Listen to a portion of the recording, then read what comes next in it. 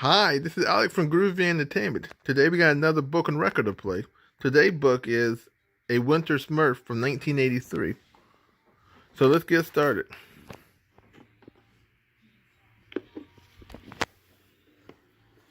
This is a Smurf adventure story. You can follow the Smurfs in your very own book. It's simple. When you hear this tone,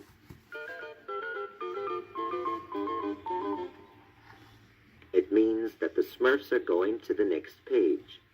Turn the page and follow them. And now, it's time to begin our adventure.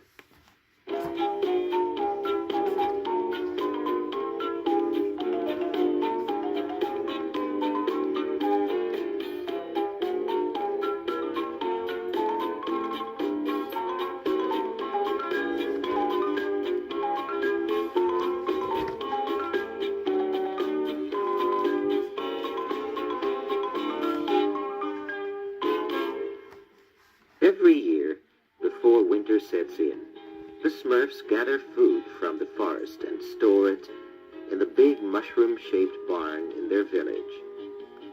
As always, when the work was finished, Papa Smurf, who is the oldest and wisest, checked to see that all the walnuts, beechnuts, hazelnuts, chestnuts, and smurfberries were stacked properly.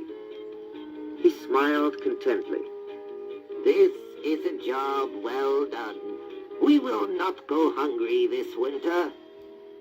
All the Smurfs went to bed happy.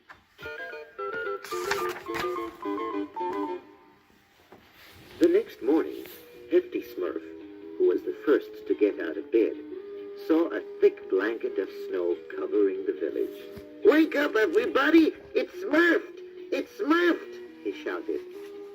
All the Smurfs were delighted. Grouchy Smurf, who said, "I hate snow," even joined in the fun. Suddenly, Greedy Smurf noticed smoke billowing out of the barn. It had caught fire. Quickly, the Smurfs ran to the river with buckets and made a chain. But it was so cold that the water turned to ice before it could extinguish the fire. The fire raged on.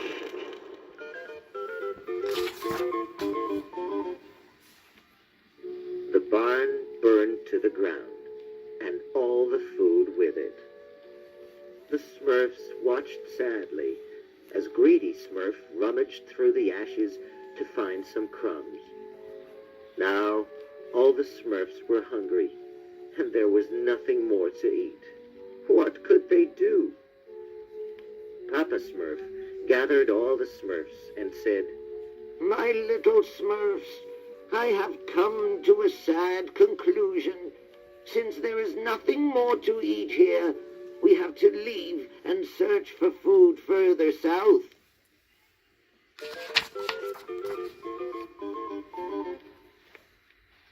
So, carrying their belongings, each Smurf joined the long line that marched out of the village. Each shed a tear upon leaving. Day after day, night after night, the exhausting journey continued through deep valleys and over high snowy mountains. They had to fight sleep, and they had to fight the bitter cold, and above all, they had to fight hunger. Hunger that made them dream of mouth-watering dishes that disappeared into thin air.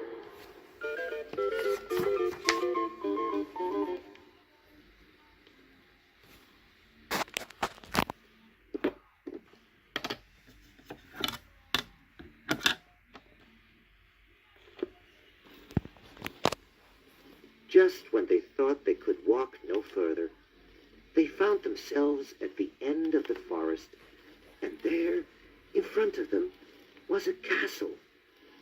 Perhaps there was food inside.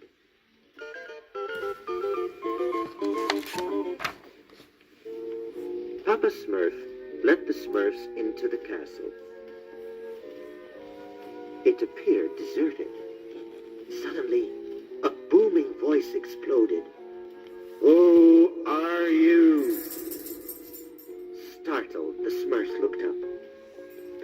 Smurf stepped forward and said, "We're homeless and hungry Smurfs.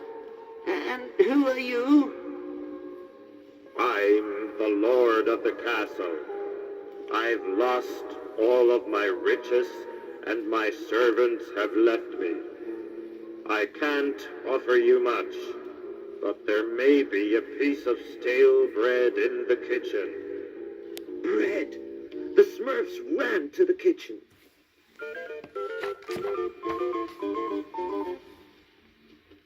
There, on the table, was a small piece of bread. Just as Greedy Smurf was about to grab it, a mouse appeared, snatched the bread, and ran through a crack in the wall. "Smurf that mouse!" cried Hefty Smurf. "Smurf that piece of bread!" cried Greedy Smurf. They followed the mouse through the crack and down a deep, dark tunnel. To their surprise, they ended up in a secret room where a treasure of gold and silver, diamonds and pearls had been hidden years ago.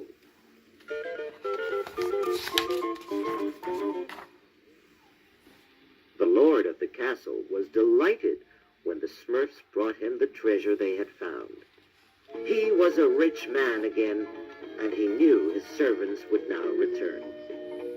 As a reward, he offered the Smurfs 1/2 of the treasure and all the food they would need.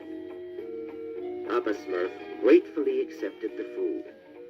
He refused the treasure, explaining that in the Smurf world, riches do not bring friends and happiness.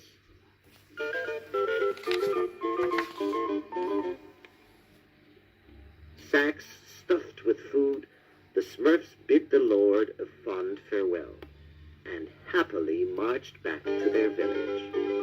Home, sweet home.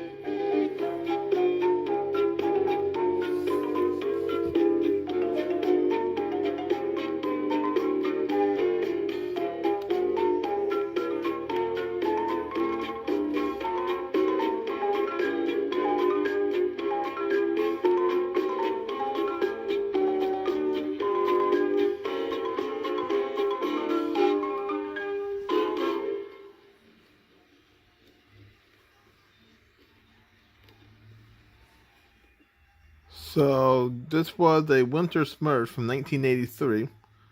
So please like, subscribe, share, and comment, and have a groovy day. And our next book will be the Smurf Eating Bird.